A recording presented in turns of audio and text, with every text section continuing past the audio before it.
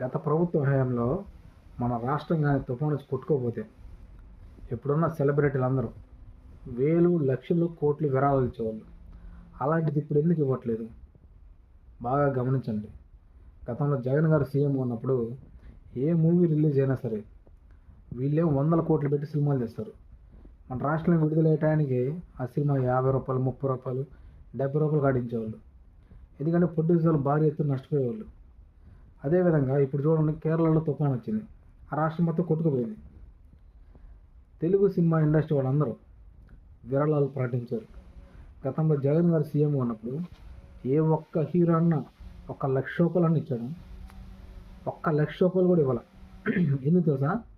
వీళ్ళందరూ ఆ టైంలో వాళ్ళ సినిమాల్ని ఖండించారు సీఎంలు. ఇప్పుడు అదేవిధంగా వాళ్ళు కూడా మన రాష్ట్రానికి 1 రూపాయి కూడా సహాయం చేసే పరిస్థితులు లేరు.